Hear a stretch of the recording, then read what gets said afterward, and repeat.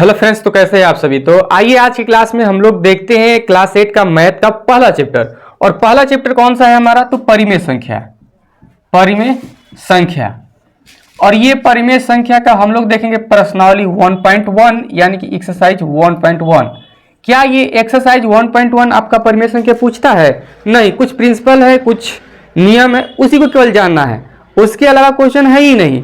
फिर भी हम लोग देखेंगे सबसे पहले कि आखिर ये परिमेय संख्या क्या है। उसके बाद इसमें कुछ ज्यादा क्वेश्चन नहीं दिया है, 2-4 क्वेश्चन दिया है, उसको समझ करके हम लोग आगे के चैप्टर में चले जाएंगे। थोड़ा सा समझते हैं कि परिमेय संख्या क्या है। कौन है परिमेय संख्या? परिमेय संख्या, तो परिमेय संख्या यानी कंपोजिट नंबर कहता है कि P बटा Q के रूप में हो। क्या हो? P बटा Q के रूप में हो, क्या हो? संख्या, है ना। या फिर P बटा Q के रूप में बदला जा सके, P बटा Q के रूप में व्यक्त किया जा सके, व्यक्त किया जा सके, किया जा सके, उसे भी हम क्या कहेंगे? परिमेय संख्या। लेकिन एक कंडीशन होना चाहिए, तो Q बराबर 0 नहीं होना चाहिए, बस यही इसका कंडीशन है। अगर इसको फॉलो करता है तो वो परिमेय संख्या होगा। क्या ये परिभाषा याद करने से हम बुक का क्वेश्चन बना लेंगे? नहीं बन पाएगा, है ना। आखिर ये किताबों में कैसे यूज होता है उसको देखो जरा। जैसे 4/3 ये क्या है? P बटा Q के रूप में है, ये P और ये Q, ऐसा है कि नहीं है? अगर है तो ये परिमेय संख्या होगा। अब हम अगर बात करते हैं कि ये केवल 4 है, तो केवल जो 4 है ये परिमेय संख्या होगा? हाँ बिल्कुल होगा। क्यों होगा? क्योंकि हम इसके नीचे 1 लगा सकते हैं और ये 4/1 हो जाएगा। तो हम कहेंगे कि ये क्या है? परिमेय संख्या है, क्योंकि Q बराबर 0 नहीं बल्कि 1 है। अगर ये संख्या 3/0 हो जाए तो क्या ये परिमेय संख्या है? बिल्कुल नहीं, ये परिमेय संख्या नहीं हो सकता है। एक चीज और ध्यान दीजिएगा, हम आते थोड़ा सा अंडर रूट में, क्योंकि वो बड़ा कंफ्यूजन करता है। अंडर रूट में अगर आप देखोगे तो ये जैसे हमने लिखा 4, तो अंडर रूट में 4 परिमेय संख्या की अपरिमेय संख्या? परिमेय संख्या। क्यों? क्योंकि √4 का वर्गमूल निकालोगे तो इसमें से 2 बाहर आ जाएगा। जिनको नहीं पता है तो उनके लिए बता दे कि 4 को हम तोड़ सकते हैं 2 गुणे 2, यानी 1 और 2 बाहर निकाल दिए, ये हो गया हमारा परिमेय संख्या। अब कैसे? ये P बटा Q के रूप में तो नहीं है सर, तो आइए ये ऐसे तो कर ही सकते हैं ना। तो अगर ऐसे करते हैं तो ये हमारा 2/1 यानी P बटा Q, और ये परिमेय संख्या। अब बात करते हैं, जैसे अगर मान के चलो रूट में 7 है, ये क्या है फिर? तो ये परिमेय संख्या नहीं है, ये अपरिमेय हो जाएगा। क्या हो जाएगा? अपरिमेय। जितना बता रहे वो परिमेय है, बाकी को छोड़ के वो अपरिमेय मानिएगा, ठीक है। और जैसे जरा देखिए, एक क्वेश्चन और आता है, मान के चलिए ये बाहर नहीं निकलेगा, यानी इसका वर्गमूल नहीं निकल पाएगा, तो ये तो अपरिमेय हो गया। ये बताइए कि ये क्या होगा? रूट में 25, रूट में 25 आप कहोगे सर ये तो आसान है ना, इसका वर्गमूल क्या आ जाएगा? 5 बाहर आ जाएगा, तो ये परिमेय संख्या हो गया। लेकिन हम यहीं पर कर दे √2 गुणे 3 अब बटा में √2। अब बताइए ये संख्या क्या है? परिमेय है कि या फिर अपरिमेय है? तो ये √2 क्या हो गया? कट गया। फाइनल कितना बचा? सिर्फ 3 बचा, तो 3 भी क्या होगा? हमारा परिमेय संख्या है। इसमें कोई डाउट? अब आते हैं कि आखिर इसका दशमलव प्रसार का क्या होगा। जैसे मान के चलिए हम यहां पर लिख देते हैं 0.672672672 ऐसा डॉट डॉट डॉट कर दिए। एक तो ये दशमलव हो गया, दूसरा 0.67 सिर्फ ये हो गया, और एक ले लेते हैं 6.28 यह भी हो गया, और एक ले लेते हैं 0.10110111101110 डॉट डॉट डॉट डॉट ऐसे कर देते हैं। आखिर इसमें से कौन होगा जो परिमेय है? अब इसमें पहचानना बहुत जरूरी है आपको। आप देखोगे परिमेय के लिए ध्यान रखोगे इतना दशमलव प्रसार वाला में कि भले संख्या कटे नहीं, जिसमें डॉट लग गया है उस समझो कि संख्या कटा नहीं है। अगर कट जाता है तो ऐसे आता है, पूरा पूरा भरे दशमलव में होता है वो, लेकिन लास्ट में क्या होता है? जैसे कट जाता है। जैसे हम ले लेते हैं 7 में भागा मारेंगे 2 से, 2 3 6, 1 आया, दशमलव बैठे 0, 2 5 10। अब ये 3.5 बार में, यानी कि 3.5 बार में 7 कट गया है 2 से, तो उसी प्रकार ये कहीं ना कहीं कट गया है, तो कट गया है तो परिमेय हो जाएगा। क्या हो जाएगा? परिमेय। इसके आगे कोई डॉट डॉट नहीं है, तो हर एक वो दशमलव वाला संख्या जिसके आगे डॉट डॉट ना हो वो परिमेय संख्या होगा। लेकिन जिसके आगे डॉट डॉट होगा तो आप देखोगे एक ऐसा डॉट डॉट वाला मिलेगा जिसकी संख्याएं रिपीट हो रही है। ये क्या हो रहा है? रिपीट हो रहा है। और एक ऐसा मिलेगा जो रिपीट हो ही नहीं रहा है। देखिए 10 110 1000 इतना, मतलब ऐसे कर रहा है, ये रिपीट हो ही नहीं रहा है। ना, आगे मुझे बढ़ते चला जा रहा है। तो जो रिपीट नहीं हो रहा है बार बार वही होगा अपरिमेय। क्या होगा? अपरिमेय, है ना। और जो रिपीट हो रहा होगा परिमेय। क्या होगा? परिमेय। परिमेय संख्या को इसको लिखने का एक और तरीका है, जैसे 6, 7, 2 पे ऐसे रेकरिंग चढ़ जाएगा, या फिर 6.07 पे ऐसे डॉट अगर चढ़ गया ऐसे ऐसे, तब भी आप इसको समझना ये तो रेकरिंग है और ये हमारा परिमेय संख्या होगा। कोई दिक्कत? अब बात करते हैं इस पे कि पाई क्या है सर, पाई परिमेय है या फिर अपरिमेय है? तब पाई बिल्कुल ही अपरिमेय है। क्या है? अपरिमेय, क्योंकि इसका जो मान है वो अनडिफाइन होता है। क्या होता है? अनडिफाइन, यानी कि इसको डिफाइन नहीं करा गया है। और जैसे कुछ लोग कहते हैं कि पाई का वैल्यू 22/7, ऐसा हम मैथ में रखते हैं। मैथमेटिक्स आप बनाओगे तो ये पाई का मान 22/7 रखना पड़ता है। तो फिर जब ये बराबर है तो है तो परिमेय है। 22/7, 7/22 क्या है? परिमेय। तो 22/7 क्या होगा? परिमेय ही होगा। लेकिन फिर ये पाई क्यों नहीं परिमेय है? तो पाई इसलिए नहीं परिमेय है क्योंकि इसका वैल्यू आप देखोगे 3.14298764, मतलब इस तरह से करके आता है डॉट डॉट डॉट, जिसमें यहां के बाद वैल्यू कुछ हो सकता है इधर उधर, 3.14 तक ठीक है, ठीक है, उसके बाद कुछ भी हो सकता है। तो हो सकता है, तो इसमें क्या होता है ना कि अलग अलग आते रहता है, ठीक है। लेकिन फिर भी इतना 22/7 क्यों रखा गया? लगभग में मान लिया गया तो 22/7 को रख दिया गया है। पूरी तरह से इसका मान नहीं डिफाइन है, इस वजह से पाई को हम अपरिमेय संख्या कहते हैं। इसमें कोई दिक्कत? अब आइए थोड़ा सा कुछ रूल है उसको जान लेते हैं, 4-5 प्रश्नावली तुरंत कंप्लीट हो। चलिए सबसे पहला कौन देखते हैं हम? क्रम विनिमय नियम। क्रम विनिमय। अभी हाल ही में एक ट्रैक्टर पार हुआ जो उसका गाना क्या होता है ना कि कॉपीराइट दे देता है, ठीक है, इस वजह से बंद किया। क्रम विनिमय नियम। क्रम विनिमय नियम में ये दो चीजों को फॉलो करता है, एक तो योग का और दूसरा गुणा का। थोड़ा सा बस ध्यान दीजिएगा, एकदम एक नंबर में समझ जाओगे। दूसरा हमारा आता है सहचार्य नियम। सहचार्य नियम यह भी आता है योग का और गुणा का। उसके बाद आता है योज तत्समक। योज तत्समक। और दूसरा आता है गुणात्मक प्रतिलोम। गुणात्मक तत्समक भी आता है, गुणात्मक तत्समक। फिर आता है योज प्रतिलोम, योज प्रतिलोम, और एक आता है गुणात्मक प्रतिलोम। गुणात्मक प्रतिलोम। इसको समझ जाइएगा, प्रश्नावली आपसे खुद बन जाएगा। क्रम विनिमय नियम कहता है कि बस हमारा स्थान बदल दो पर हमको मत बदलो, है ना। यानी कि अगर योग कहे तो योग रहेगा, गुणा कहे तो गुणा रहेगा। जैसे मान लो यहाँ 3 है प्लस 2 है, तो कह रहे कि बस हमारा स्थान बदल दो, हमको 2 से 4 मत करो, जगह ही बदल दो। तो बताओ, हई मान के चलो इसका जगह है और छोटका इसका जगह है ना।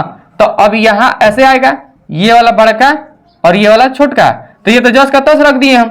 लेकिन हम क्या करेंगे, इसको यहां और इसको यहां करेंगे, यानी कि 3 वाला बड़का वाला छोटका की जगह पे 3 चला जाएगा और 2 वाला बड़का की जगह पे 2 यहां आ जाएगा। यही हमारा क्या योग का क्रम विनिमय। और इसका एक फॉर्मेट आप लिख सकते हो कि a + b = b + a। जोड़ में ये पॉसिबल है, घटाव में पॉसिबल नहीं है। अब गुणा की बात करो तो बस जहां जोड़ है वहां से गुणा लगा दो और कुछ नहीं करना है, सेम। अब आता है सहचर्य नियम। सहचर्य नियम बड़ा बढ़िया चीज है। जैसे हमने लिखा 2 + 3 + 5, बराबर में भी सेम लिखेंगे 2 + 3 + 5। अब क्या है ना, जरा ऐसे समझो कि ये वाला जो बीच में है ये दोनों के प्रिय है, 5 के लिए भी और 2 के लिए भी प्रिय है।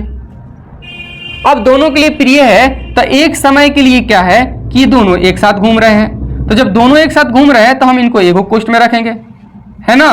और फिर क्या हो गया, लड़ाई झगड़ा हो गया होगा। लड़ाई झगड़ा के कारण अभी क्या करेगा, 3 तो बेचारे दोनों के लिए ही है, तो अब ये इसके साथ चलाएगा, यानी कि अब 3 किसके साथ चलाएगा, 5 के साथ, 2 का साथ छूट गया, तेरा भी साथ छूट जाएगा, है ना। तो इसी तरह से ये आपका ये योग का हो गया। अब गुणा के लिए देखोगे तो 2 गुणे 3 और यहां भी गुणे 5 कर लो, और ये हो जाएगा हमारा 2 गुणे 3 गुणे 5। कोई दिक्कत? बस। और दूसरा ऐसे समझ सकते हो, हम एबीसीडी कर लेते हैं, a प्लस बी प्लस सी बराबर a प्लस बी प्लस सी। आप ऐसे भी ध्यान रख सकते हो कि पहली बार में क्या करेंगे कि शुरू वाला को कोष्ठ के अंदर कर देंगे, और बाद में क्या करेंगे कि अंतिम वाला से कोष्ठ के अंदर कर देंगे। बस इतना ही है। दूसरा चीज ऐसे भी देख सकते हो, ए को पकड़ लेना है तो बाद में ए को छोड़ देना है, बाकी जो बीच में रहेगा वो दोनों के साथ पारा पारी करके आ जाएगा। क्लियर है? अब आते हैं योज तत्समक। योज तत्समक बड़ा अजीब चीज है, क्योंकि ये कहता है कि हम 7/2 हैं। क्या है? हम 7/2 हैं। तो अगर हम 7/2 है तो हमारे में एक ऐसी संख्या जोड़ो जिसके कारण हमारे ऊपर कोनो प्रभाव नहीं पड़े। कुछ लोग होते हैं ना कि जिनको कितना भी कुछ भी बोल दो उन पे जरा सा भी प्रभाव नहीं पड़ता है, वही ये है। मतलब थेथर कह सकते हो इसको, लेकिन थेथर के लिए इसमें जोड़ना भी है तो बढ़िया जोड़ना है, लाठी बरसाओगे तो ये भी भड़क जाएगा।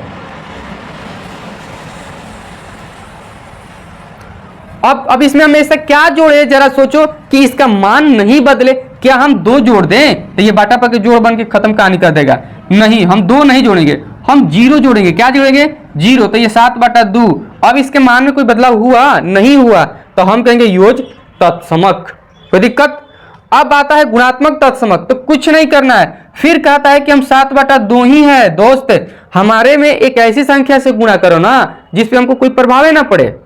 तो वो लाठी कौन सा है? जिस लाठी को मारने से इसका गोड़ हाथ नहीं टूटेगा, तो नहीं टूटेगा तो उसके लिए हम 1 से गुणा करेंगे। किससे गुणा करेंगे? 1 से। अब 1 से गुणा किए तो इसको कुछ हुआ? बताओ। 0 से कर देते खत्म कहानी कर देता, 5 से कर देते खत्म कहानी कर देता, है ना। लेकिन 1 से गुणा करेंगे तो इसको कुछ हुआ? कुछ नहीं हुआ। तो हम कहेंगे गुणात्मक तत्समक। कोई दिक्कत? नहीं दिक्कत। अब बात करते हैं योज प्रतिलोम का। योज प्रतिलोम का डिफिनेशन कहता है कि 2 संख्याओं का जोड़ अगर 0 है तो वो पक्का योज प्रतिलोम है। क्या है? योज प्रतिलोम। लाइक 4 -4 बराबर क्या होगा? 0। योज प्रतिलोम है। सर ऐसा लग रहा है कि योज मतलब योग कह रहा हो। क्या कह रहा हो? योग। तो बहुत बढ़िया सोच रहे हो। आओ हम यहां देखते हैं योज प्रतिलोम। योज प्रतिलोम क्या कह रहा है? कह रहा है कि हम 2 ऐसी संख्या जिसको जोड़ने पे क्या हो? 0 आए, जोड़ने पे, घटाने पे नहीं। और यहां देखो ना, हम कितना चालाकी किए कि घटा के 0 ला दिए, अब कह रहे हैं कि योज प्रतिलोम हो गया। लेकिन नहीं, ऐसा नहीं है। हमने क्या किया है कि 4 + -4 बराबर 0, ये वाला सिचुएशन है यहाँ। तो फिर प्लस माइनस क्या हो जाएगा? माइनस। तो 4 + -4 बराबर 0 आया कि नहीं आया? तो सर आ गया। तो जब आ गया तो आखिर देखो हमारे पास तो एक संख्या है, जैसे हमारे पास 5 है, 5 का कहा कि आखिर योज प्रतिलोम क्या होगा? तो ये बताओ कि योज प्रतिलोम कह रहा है कि 2 संख्या जिसका जोड़ क्या हो? 0 हो जाए ना। तो ये 5 है, इसमें कौन सी संख्या जोड़ोगे जरा कि ये 0 होगा? बताओ ना। 0 जोड़ोगे, 1 जोड़ोगे, 2 जोड़ोगे, क्या जोड़ोगे? -5 जोड़ोगे। क्या जोड़ोगे? -5 जोड़ोगे तो ये हमारा क्या होगा? 0 आ जाएगा। लेकिन ये तो सर हम अंदाजा लगा लिए, कुछ रूल बता दीजिए। तो देखो योज प्रतिलोम निकालने के लिए हम हर एक संख्या में -1 से गुणा कर देते हैं। किससे गुणा कर देते हैं? तो -1 से गुणा कर देते हैं। -1 से गुणा कर योज प्रतिलोम निकाल सकते हैं। योज प्रतिलोम निकाल सकते हैं। कोई दिक्कत? नोट कर लेना, निकाल सकते हैं या निकालते हैं। -1 से गुणा कर योज प्रतिलोम निकाल सकते हैं। जैसे मान के चलो हमने लिखा 6 का योज प्रतिलोम कैसे बनाओगे? तो 6 × -1 बराबर -6, इसका ये योज प्रतिलोम है। क्योंकि देखो दोनों को जोड़ोगे ना तो 0 मान आएगा। कोई दिक्कत? अब एक बच गया है बस, गुणात्मक प्रतिलोम। इसको समझने के बाद हम एक्सरसाइज करा ही देते हैं। चलिए आइए देखते हैं गुणात्मक प्रतिलोम। बस गुणात्मक प्रतिलोम। गुणात्मक प्रतिलोम कहता है कि वो 2 संख्या जिसको गुणा करने पर हमारा मान 1 आ जाए, क्या आ जाए, उसे हम गुणात्मक प्रतिलोम कहेंगे। तो आखिर जरा देखो कि कौन कौन संख्या है जिसको गुणा करोगे तो 1 आएगा। अच्छा ये बताओ कि अगर 4 में हम -4 से गुणा करें तो 1 आ जाएगा? नहीं आएगा सर। तो 4 गुणे 4 करोगे आएगा क्या? 1 लाने के लिए कहीं ना कहीं हमें कटने वाला सिस्टम होना चाहिए। ये तो गुणा वाला सिस्टम हो गया, तो हम 4 गुणे 1/4 अगर कर दें तो ये आ गया 1, नहीं आ गया? हाँ सर आ तो गया। 5 गुणे 1/5 कर दें तो 5 5 खत्म, 1 आ गया। वाह क्या ट्रिक है। नहीं, अब ये 6 गुणे 1/6, 6 6 कट गया, 1 आ गया। मस्त आइडिया है। अगर -4 है तो गुणे 1/-4 कर दो, कट के 1 आ गया, कोई दिक्कत ही नहीं है। लेकिन समस्या तब आ जाएगा कि हम कहेंगे 5 का गुणात्मक प्रतिलोम बनाओ, तो तुम करोगे क्या? आप तो गुणा कर ले रहे हो, लेकिन है प्राप्त भी तो करना है। कैसे प्राप्त करोगे? तो इसको प्राप्त करने के लिए हम बना सकते हैं कैसे, 1 में भागा देंगे। क्या करेंगे? संख्या से, ऐसे गुणात्मक प्रतिलोम उसे कहते हैं जिन दो संख्याओं का गुणनफल क्या हो, 1 हो। ध्यान रखना, वो तो परिभाषा हो जाएगा। लेकिन यहां पे हम बनाने के लिए क्या करें कि संख्या से 1 में, 1 से ना 1 में भाग कर गुणात्मक प्रतिलोम बनाते हैं। भाग कर गुणात्मक प्रतिलोम बनाते हैं, है ना। अब मान के चलो ये 5 है, तो 5 में कैसे गुणात्मक प्रतिलोम बनाए? क्या कर रहा है? 1 में भाग करने पर, तो 1 में हम संख्या से भाग कर दें, 1/5 प्राप्त हुआ, यही गुणात्मक प्रतिलोम है। क्या है? गुणात्मक प्रतिलोम। प्रूफ करना है, प्रूफ कर लो। ये हमारा संख्या 5 है, नया संख्या जो मिला है 1/5 है, 5 5 खत्म, 1 आ गया कि नहीं आ गया? अगर 1 आ गया तो गुणात्मक प्रतिलोम हमने सही निकाला है। दूसरा चीज अगर देखोगे यहाँ पर, तो मान के चलो -26 है, इसका गुणात्मक प्रतिलोम कैसे निकालोगे? तो हम कर सकते हैं 1/-26। अब जांच करना है, कर लो। -26 गुणे 1/-26, 26 से 26 कटा गया, 1 बच गया, बच गया नहीं बच गया? तो ये हमारा क्या हो गया? आंसर। कोई दिक्कत? अब आइए हम चलते हैं एक्सरसाइज 1.1 की तरफ, और उसमें 2-3 क्वेश्चन दिया है, उसको निपटा देते हैं और ये चैप्टर ही खत्म हो गया आपका। ध्यान देना।